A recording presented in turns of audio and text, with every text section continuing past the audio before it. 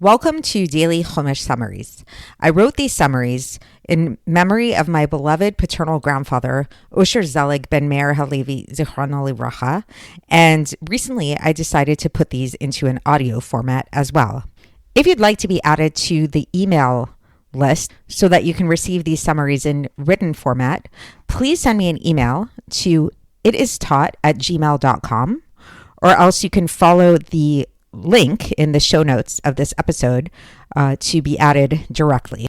There's also an opportunity to sponsor an episode of this podcast, which you can do by visiting itistaught.com and then clicking on the link that says support this project.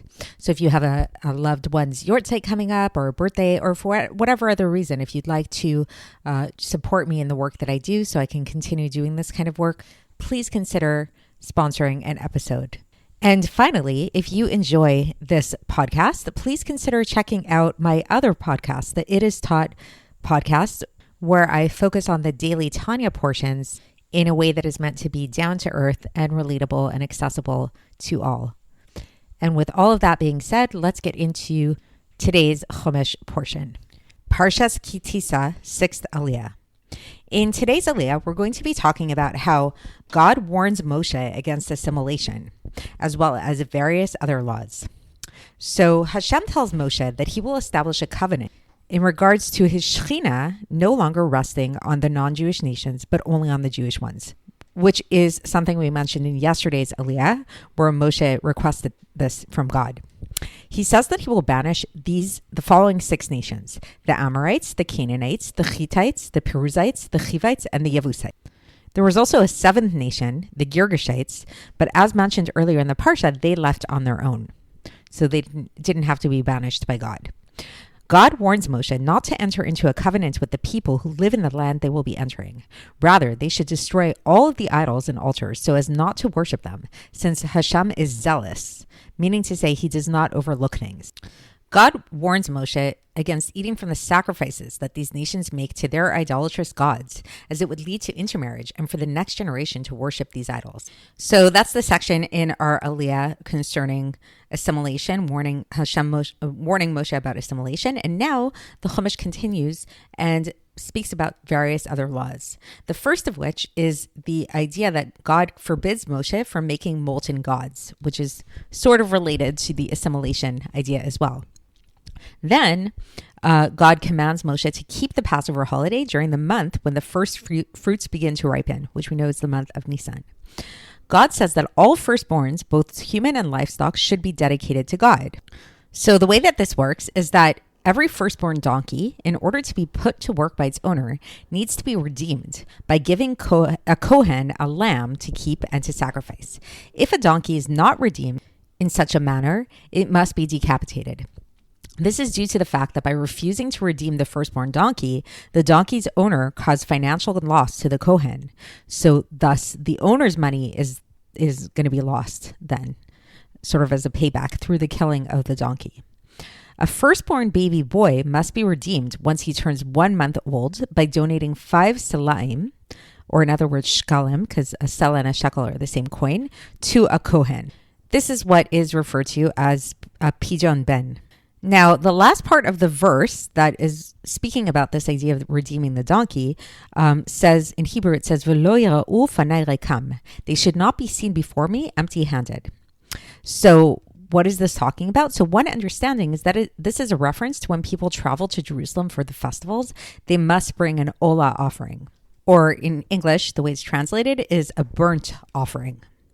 Alternatively, another way of reading this end of the verse is that it's just reiterating the idea of redeeming the firstborn to teach us that similarly, when it comes to Hebrew slaves, when we want to redeem a Hebrew slave, then we give the Hebrew slave 5 selas worth of each type of thing. What do we mean by thing? So if in Dvarim, chapter 15, verse 14, it specifies from our flocks, from our threshing floor, like where the grains are, and from our winepress. Now God warns against plowing and harvesting on the 7th day. So 7th day. So what does this mean? Some people interpret it literally. This is a reference to Shabbos. that we can't plow and harvest on Shabbos. However, some people say that it's actually referencing the sabbatical year. So the 7-year sabbatical cycle, the 7th year is a year when we are forbidden from engaging in any kind of agricultural work. So now God instructs Moshe concerning the holiday of Shavuos, which commemorates the first fruits of the wheat harvest. God then says that all of the men must appear before God, before Hashem. This is a reference to the Shalosh Regalim. And he says that he will broaden the boundaries of the Israelites' land by driving the other nations out. God then says that they should not slaughter the Paschal offering when they still possess chametz. This prohibition applies to 1, the one who slaughters it, 2, the one who throws its blood onto the altar, and 3, anyone from the group from whom the offering was slaughtered. Now the Chumash tells us that no parts of the Paschal sacrifice should be left out overnight. So even though here in the Chumash that we're learning now, it talks about the Paschal sacrifice, this is actually it's actually from this place that we learn that no parts of any offering, not just the Paschal one, should be left out overnight. The first fruits of the 7 species that come from your land must be donated.